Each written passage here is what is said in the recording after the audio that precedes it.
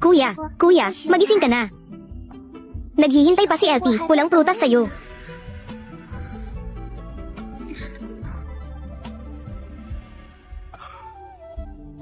LT, pulang prutas. Ang batang ito, para magpagamot si Nannan. Napagod na siya ng husto.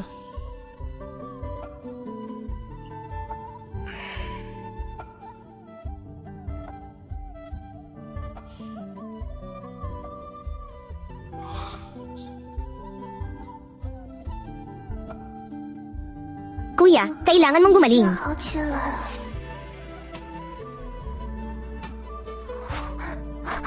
Kuya, nandito si Kuya. Kuya, ayos ka na. 你没事了？ 哥哥没事， Pero natulog ka ng 2 araw at 2 gabi. Nag-alala lahat kami. 都担心坏了。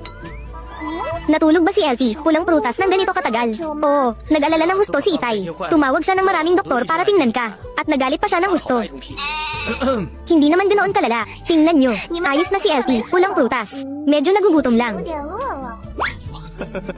Teren at kumain. LT, pulang prutas, kainin mo ito.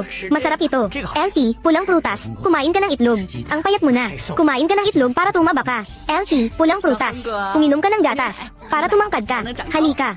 Oo, halika. LT, pulang prutas. Kainin mo ito. Ito ay mula sa nutritionista. Espesyal na ginawa para sa'yo. Kapag kinain mo ito, magiging balanse ang nutrisyon mo.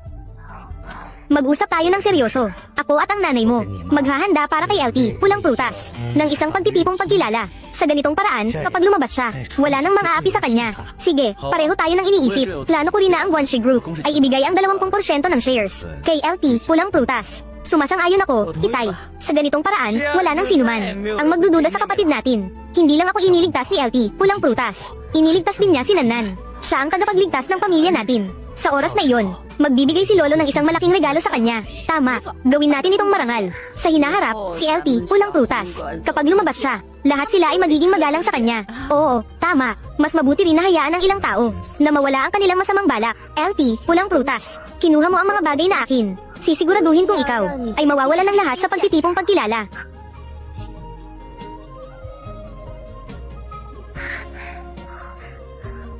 Anong ginagawa mo dito?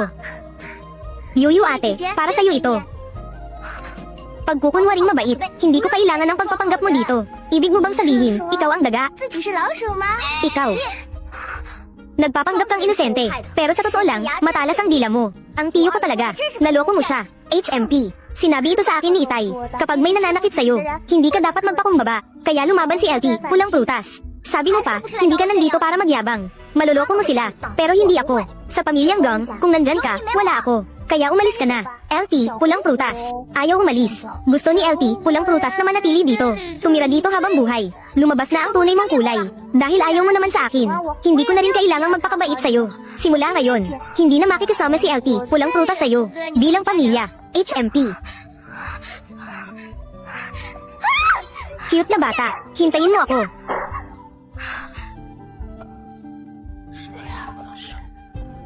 Matandang Sheng, tingnan niyo po, may iba pa po ba kayong opinyon? 2 araw na ang lumipas. Bakit hindi ko pa nakikita ang guro ko?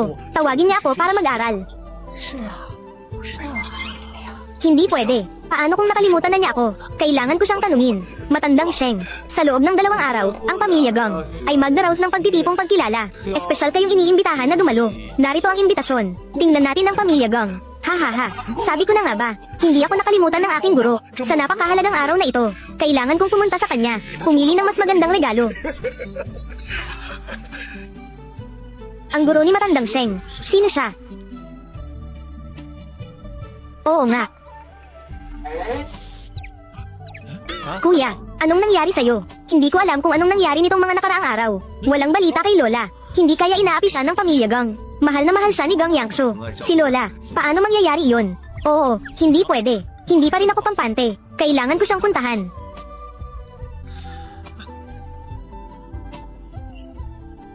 Uy, Lola, sa wakas, dumating ka na.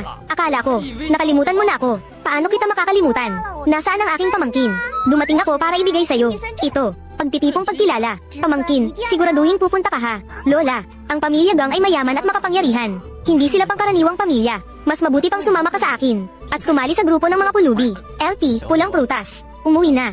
pamangkin. Si LT, pulang prutas at ikaw, ay iisang pamilya rin. Sabi ni Itay, may kasabihan na, igalang ang matatanda tulad ng paggalang sa sariling matanda. Mahalin ang mga bata tulad ng pagmamahal sa sariling anak. Talagang karapat-dapat si lola ko. Hindi lang siya napaka-edukado, may mataas pa siyang pananaw. Ako pala ang masyadong mababaw. Siguradong pupunta ako sa mga susunod na araw. Polem. Itong si Lola, sa napakahalagang pagtitipong pagkilala. Ano kaya ang magandang ibigay sa kanya? Alam ko na. Maganda ba si Lola? Ito ang binili ni Itay para sa akin. Bagong palda. Maganda. Ang ating si LT, pulang prutas. Kahit anong isuot, maganda pa rin. Limitadong edisyon na palda. Wala pa nga ako niyan. LT, pulang prutas. Anong karapatan mo? At ito pa. Sana kapag sinuot mo ito, wala kang alalahanin. Para kang isang prinsesa. Halika. Gustong-gusto ito ni LT, pulang prutas. Salamat, kuya. Ang mga ito ay akin dapat. Ikaw, maliit na walang kwenta. Pagkatapos ng araw na ito, gusto kong ibalik mo ang lahat sa akin. Narinig ko, ngayong araw, sa mundo ng tradisyonal na medisina, ang kilalang matandang Sheng ay darating din. Talagang bihirang pagkakataon ito. Oo nga, ang ating presidente, ilang beses na siyang inimbitahan, pero hindi siya nagpapakita. Hindi ko akalaing darating siya ngayon.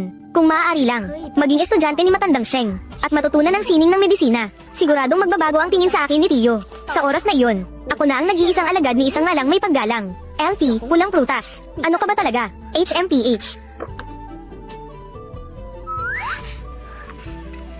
Matandang Sheng, ako si Gang Yu. Anak ka ni Gang Yangshu. Siya ang tiyo ko. Oh, sabi ko nga, hindi ko narinig kay Gang Yangshu na may dalawa siyang anak na babae. Bakit mo ako hinahanap? Ako, gusto kong maging alagad mo, guro. Hindi ko akalaing maaga kang dumating. Sa araw na ito, siguradong maaga akong darating. Matandang Sheng, tungkol sa sinabi ko kanina. Sige, ayos. Sa ngayon, ganito muna. May gagawin pa ako. Pumayag si Matandang Sheng na tanggapin ako bilang alagad. LT, pulang prutas. Tingnan natin kung paano mo ako lalabanan. Yuyu, ano na naman ang iniisip mo? Alam mo ba ang tungkol kay Matandang Sheng, ang dalubhasa sa tradisyonal na medisina? Oo, alam ko. Bakit? Pumayag siyang tanggapin ako bilang alagad. Kapag naging alagad na ako ni Matandang Sheng, matututo ako ng medisina. Wala ka ng silbi sa pamilya Gang. Kung ganun, magiging alagad kita sa ilalim ng aking guro. Pero sa tingin ko, ikaw, hindi masyadong bagay sa'yo ang mag-aral ng medisina. Huwag kang masyadong magyabang. Natatakot ka lang na matutunan ko ang medisina. At maaga ko ang pagmamahal sa'yo ng pamilya Gang. Sinasabi ko sa'yo, tiyak na magiging guro ko siya. Sige, ganito mo sinasabi. Wala namang espesyal kay Xiao Hongbo. Madaling sabihin. Gang Yu, ano na naman ang balak mo? Gang Nan, Shinan, bakit palagi mo siyang pinagtatanggol? Ang batang ito, maliwanag na tayong dalawa. Ang lamaking magkasama mula pagkabata. At ano ngayon kung lumaki tayong magkasama? Nakalimutan mo ba kung paano ka noon? Kung paano mo ako tinrato? Gang Yu, ang ganda ng suot mong damit. Siyempre, regalo ito ni Uncle sa akin. Kayo ba ang mga anak ng pamilya Gang? Sino ka? Ano ang balak mo? Ang taong kukuha ng buhay ninyo. Huwag mo akong patayin. Ako lang ang ampon ng pamilya Gang. Siya ang tunay na anak ng pamilya Gang. Siya na lang ang hanapin mo. Gang Yu, kung hindi lang dumating si Papa noong nakaraan, wala na sana akong buhay. Lahat ng ito ay dahil sa'yo. Mali ba ang ginawa ko? Mamamatay ka rin balang araw. Ang pinagkaiba lang ay kung maaga o huli kang mamamatay. Hindi naman siguro kailangang may madamay pang iba. Puso kapalit ng puso. Hindi ako ang masama sa'yo. Ikaw ang hindi karapat-dapat. Xiao Hongbo, alis na tayo. Akala mo ba ang batang ito? May kakaiba ba sa kanya? Sinasabi ko sa'yo, gusto lang niya ang kayamanan ng pamilya Gang. Kung pareho ang sitwasyon, gagawin din niya ang ginawa ko. Parehong desisyon. Ang kapatid kong babae, hindi niya gagawin ito. Magsisisi rin kayo balang araw. Xiao Hongbo, kung guluhin ka niya ulit, sabihin mo sa akin. Tuturuan ko siya ng leksyon para sa'yo. Huwag kang mag-alala, kuya. Kayang protektahan ni Xiao Hongbo ang sarili niya. Xiao Hongbo, malapit nang magsimula ang salusalo. Kabado ka ba? Siyempre hindi ako kabado. Tara na. Oo.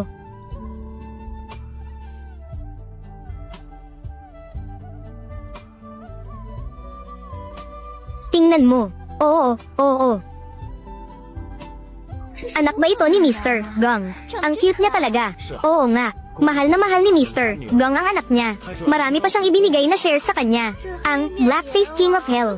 Halos maging alipin na ng anak niya. Gusto mo ba? Oo, uncle, lolo, lola. Ngayon sa pamilya natin, magkakaroon tayo ng dalawang masayang okasyon. Gong Yu, ano na naman ang pinaplano mo? Yu, anong ibig mong sabihin dyan? Sinabi ni Sheng Lao na gagawin niya akong alagad.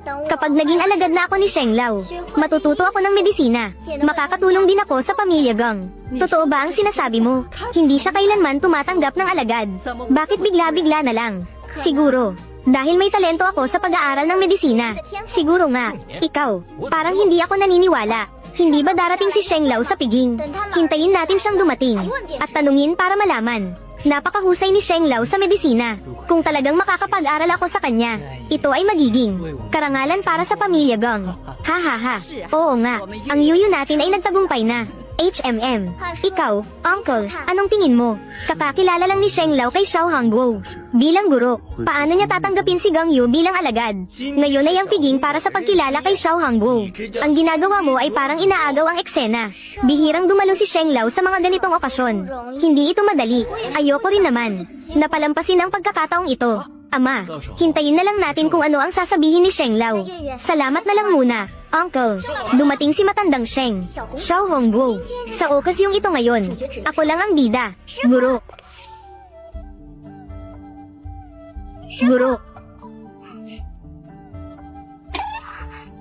Guro, sandali lang po. Maliit na Diyos na guro. Hindi naman ako huli, di ba? Lolo ng dakilang alagad. Dumating ka sa tamang oras. Sheng Zi, tinawag niyo si Xiao Hongguo na guro kanina. Maliit na Diyos na guro. Tinanggap na niya ako bilang alagad. Simula ngayon, sasama na ako sa kanya para matutunan ang pamamaraan ng karayom. Ha ha ha. Mali ba ang narinig ko? Paano nangyari iyon? Magiging guro ang isang batang babae. Sheng Zi, narinig ko na gusto mong tanggapin si Gong Yu bilang alagad. Totoo ba iyon? Paano mangyayari iyon? Ako kasi, hindi pa sapat ang kaalaman ko sa larangan ng tradisyonal na medisina. Paano ako magiging karapat-dapat na kumuha ng alagad?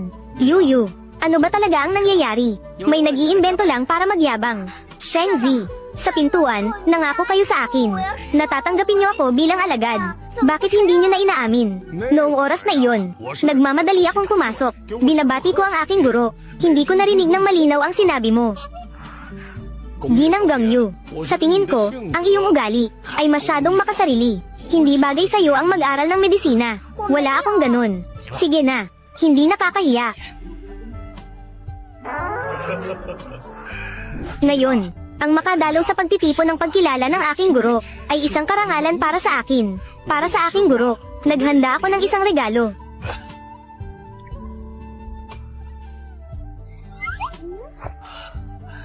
Ang librong ito tungkol sa medisina ay mula sa aking mga ninuno, na ipasa mula sa henerasyon sa henerasyon. Sana huwag mo itong tanggihan, guro, matandang Sheng. Ito ay sa inyong pamilya, isang pamana ng pamilya. Narinig ko na may nag-alok ng 1 bilyon, pero hindi mo ito ibinenta, at ibinigay mo ito sa aking apo.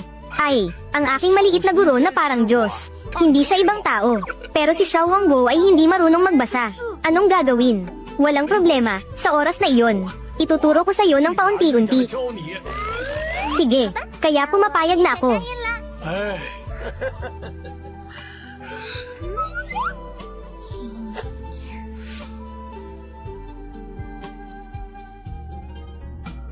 Guro, at ako rin. Magpapakilala ako. Sa hinaharap, hindi lang ako magiging doktor ng pamilya Gong, kundi isang pribadong doktor. Isa pa, ako ang pangalawang alagad ng maliit na Diyos na guro ko. Ang personal na pangalawang alagad. Ito. Oo, tama, pangalawang alagad na tiyuhin. Dumating ka ng mas huli kaysa sa unang alagad na lolo. Medyo nahuli ka ng kaunti. Guro, dapat sana kasama ko si nakatatandang kapatid sa pag-aaral. Na dumating. Pero nagkaproblema lang sa regalo. Kaya naantala ng kaunti.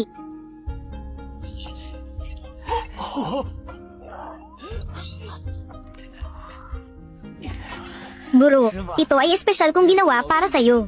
Espesyal na iniayon sa'yo. Ginawa ito mula sa purong ginto. Talagang hindi nakakagulat na galing ito sa pamilya Lee. Sa unang tingin pa lang, purong ginto na agad. Parang katumbas na ng ilang bahay ito, hindi ba? Oo, totoo nga. Tingnan mo. Kamukha mo ba? Parang kamukha ni Little Red Fruit. Gusto ko ito. Lola. Paano naman ako? Sa wakas, dumating ka rin. Nagtira ako ng maraming pagkain para sa'yo. Talagang si Lola lang ang nagmamalasakit sa akin. Uy, dumating ka nang walang dala. Lolo, napakasimple mo naman. Hindi naman kayo kapos sa pera sa pamilya Gang. Oo nga, tatay. Wala namang pera si pamangkin. Masaya na ako na dumating siya. Nakakataba ng puso. Talagang si Lola ang pinakamabait sa akin. Pero, hindi rin naman ako walang kwentang tao, pamangkin mo. Ako rin ay nagdala ng regalo.